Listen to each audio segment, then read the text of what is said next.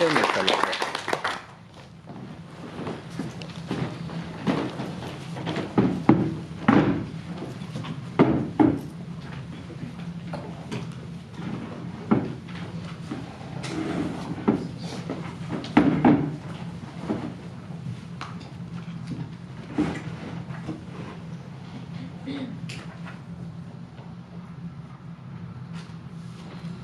the moon winks, the light bulb will gently blush. The abdomen of a white goat will suddenly cramp. If I wink back at the moon, the light bulb will turn her back in disapproval.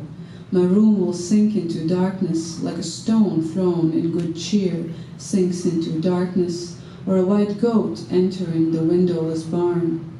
If the moon comes forth obscured, the white goat will turn the color of a blush.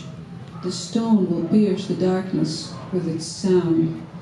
If I obscure my face from the moon, the light bulb will make a fizzing sound, a popping sound, and the room will fade to darkness. If the moon god winks. If the moon god comes forth. If the moon god comes forth obscured and then clears. If the moon god comes forth and lasts until dawn. If she is laughing in her sleep. If she is swimming far too slowly in the wrong lane. If the moon is making videos about her weight loss journey. If the moon is available to everyone, even your enemies' goats, their light bulbs, their marketing strategies.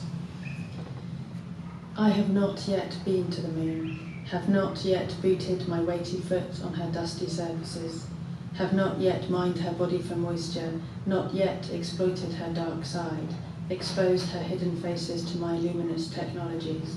I have not yet mapped the moon's gentle undulations with my instruments, have not cracked her bones with my blades, not yet painted with moon dust, not yet worried moon dust between my fingers and traded its stories to strangers.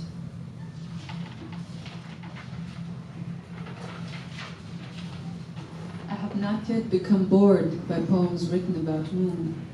The distance is too great to become overcrowded, and the reflection always already too distorted for the distortion to become a threat.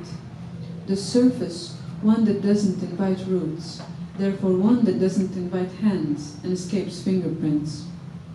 I think she has seen it all, and because she still keeps looking, even if the day is too much for her, I have chosen her as my constant.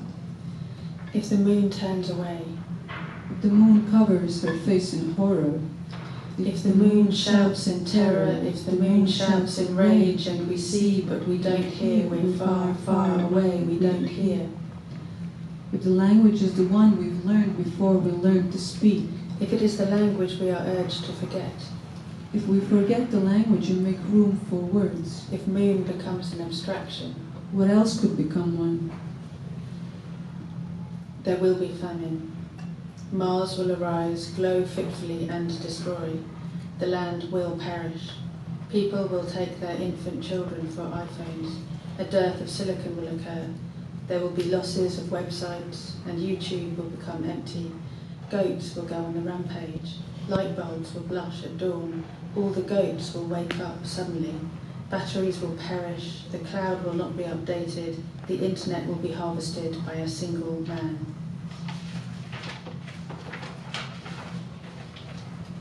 I have not yet learned the facts about the moon.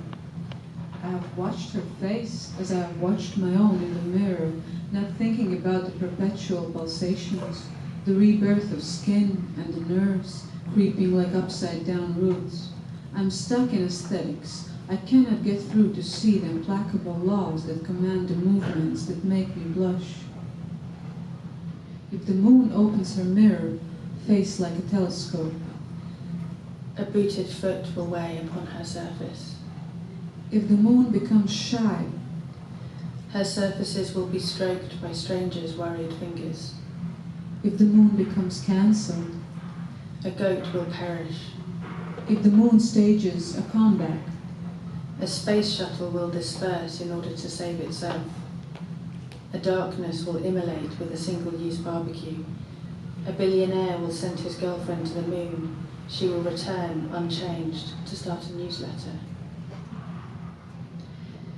Who can tell me that the moon, who draws the waves to the land, does not draw the worms from the ground, does not handle the worms carelessly into the waiting beaks of the carrion crows, does not pull the ants to the corners of the kitchen, does not draw the marketing towards my feed, draw the roses into tiny fists, eager, waiting for their colours to boast all over springtime.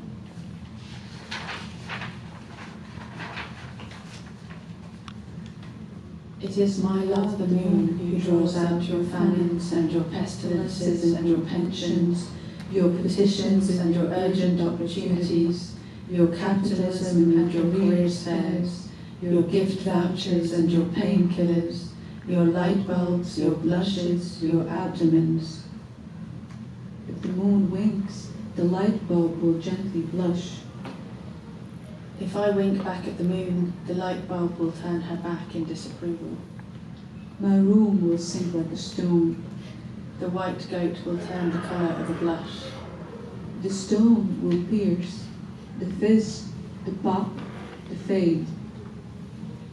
If the moon god winks, If the moon god winks, if she is laughing in her sleep, if she's swimming, if she is making herself available to everyone, even your enemies' goats, their light bulbs, their marketing strategies.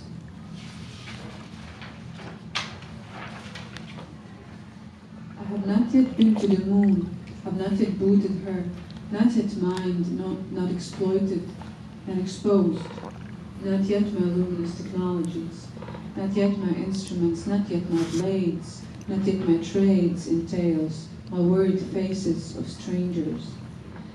I have not yet become bored by poems written about moon.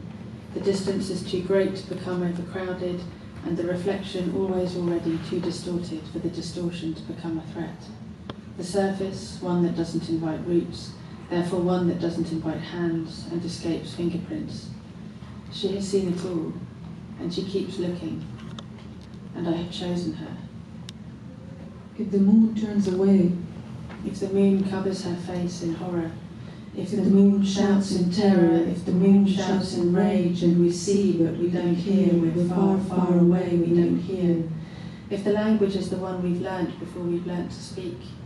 if it is the language we're urged to forget,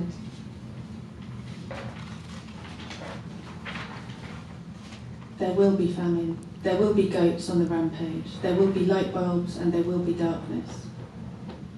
there will be everything I have not yet learned about the moon. But I have watched her, I have watched her, I watch her. If the moon opens her mirror face like a telescope, A future will unfold. If the moon becomes shy, a future will unfold chaotically. If the moon becomes cancelled, a future will unfold chaotically in darkness. If the moon stages a comeback, a future will unfold chaotically in darkness. A future will pierce the darkness with its sound.